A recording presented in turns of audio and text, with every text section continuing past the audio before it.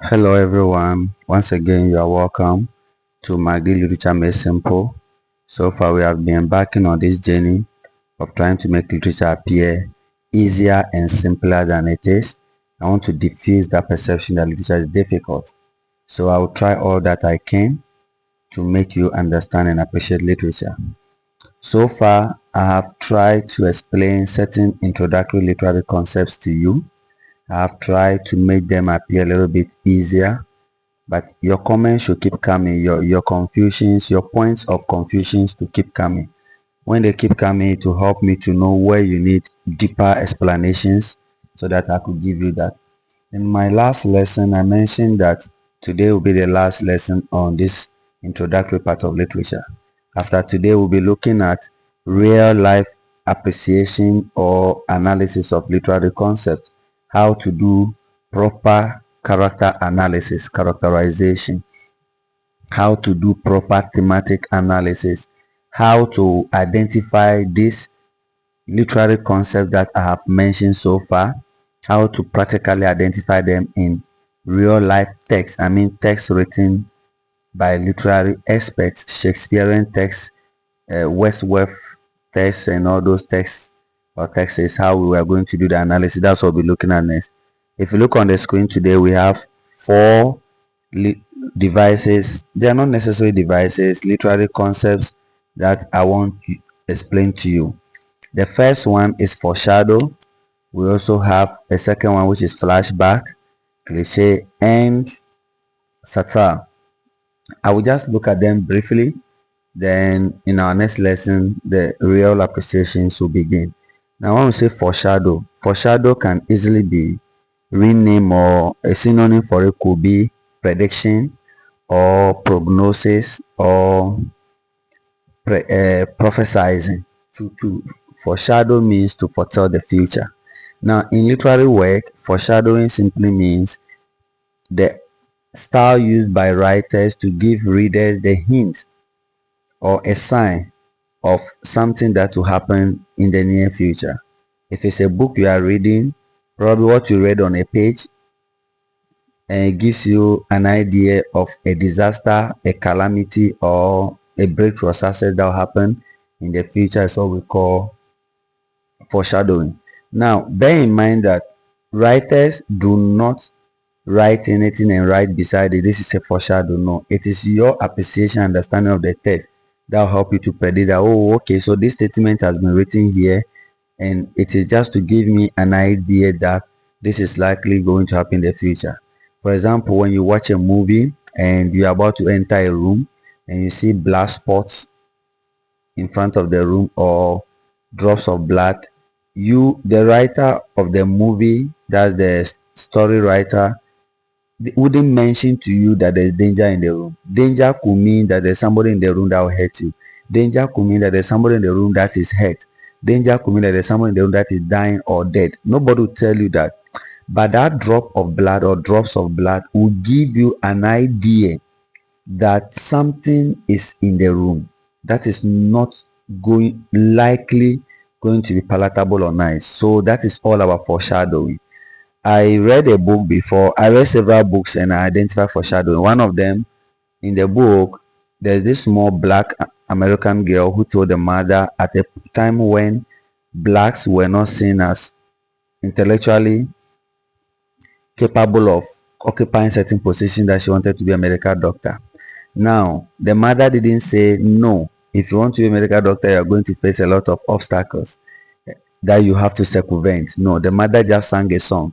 But the lyrics in the song informed we readers, or me as a reader, that, oh, this girl is going to face a lot of obstacles if she insists on becoming a medical doctor in a time and a season where women of her race are not seen as capable of doing that. So that is foreshadowing, to foreshadow, to predict, to foretell the future. Closely related to foreshadowing is flashback. Now, flashback as a literary concept or as a dramatic concept simply means bringing back the past or remembering the past. There are times when they said if you don't know the story, you will not know why I behave the way I behave. So in order to help you to understand why I behave the way I behave, I'll have to let you into my story. And you weren't there when the story happened. You weren't there when I went through all that I went through. Therefore, I'll have to retell the story to you. So that act of retelling my past to you is what we call flashback. You go back into the past in order to, one, let readers understand why you behave the way you behave. Two, explain a current phenomena or phenomenon. Three, try to let people get a clearer picture of a situation. Then we say you are using flashback. So foreshadow, future, flashback, past. Now, the next concept I want to talk about today is cliche. Cliche simply means a statement that has been overused and as a result has lost its relevance. In literature, we do not always communicate clearly. When I say clearly in this context, what I mean is that we do not say things as they are. Sometimes you feminize it. You use euphemism to to present whatever you want to say. You do not go to someone and tell the person that your relative or someone related to you is dead. You can say he kicked the bucket. Now, he kicked the bucket is not supposed to be understood because sometimes when you say it in clear language, the person could even die, could faint and die, depending on the closeness between the deceased and the one you are relaying the information to. So you could easily just say that the person kicked the bucket. It will take a time to process this euphemistic statement and understand it.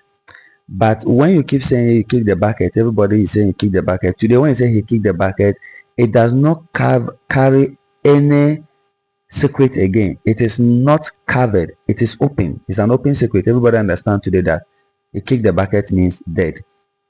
So once people now understands it literally, then we say that it has lost its relevance. Its relevance of not being literal but being euphemistic, then we say it is a cliche. So there are quite a number of cliches. When we were back in college, we used to say that it's not socially decent for you to tell people in public that I'm going to the toilet. So you say I'm going to poo poo, that's a baby language, or I'm going for nature's call. Now, sorry.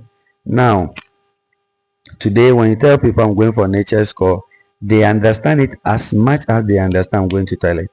Therefore, I'm going for nature's call has lost its relevance. It has lost its value of being a euphemistic statement. Therefore, it has become a cliche.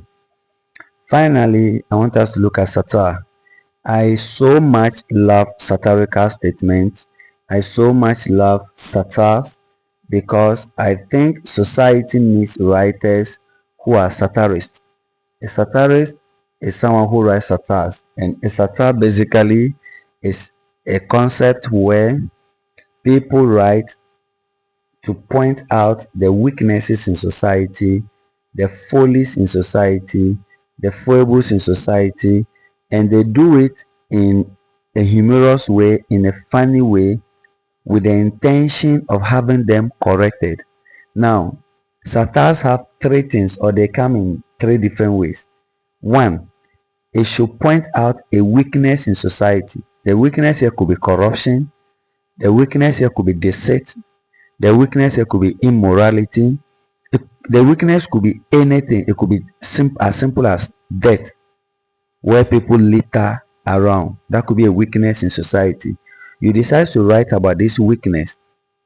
Now, you do it in a funny way. So you make it look like you're making fun of the whole thing. Then your intention is that people should read it, learn from it, and correct that weakness. Then we say it is a satire. One very popular African drama, Harvest of Corruption, has a particular scene that is satirical where the playwright presented a madman who seems to understand the predicaments of the nation he finds himself in and who felt that he is in a better position to solve the problems of the people better than the government. better than the sane people. That is satirical. So let me break it down. A madman knows that there's something wrong with the society. There's so much corruption. That is funny. Funny because he is seen as mad. So if he feels that there's something wrong with society and he can solve it, he's indirectly saying that we, or those who think they are sane and governing the state, are rather insane, and he is rather sane. But the intention of the playwright is for people to learn that there's something wrong with the state, to the extent that even mad people know there's something wrong, and therefore we should learn and correct them. That is satire or satirical statement. So there are so much satire. We have political satires where people write our political, religious satires, people write our religion. We have different kinds of satires. So what I want you to understand is that when you are reading a book, this is my final statement or comment for today's lesson. When you are reading a book, a poem or anything, do not read them for reading sake. Try to read them critically and identify some of these concepts or devices that we have talked about, and try to see how they have been presented or used. It will help you to appreciate literature better. But when you just read them openly, you just read them anyhow, that is when it becomes complex. All right, so thank you for being with me today.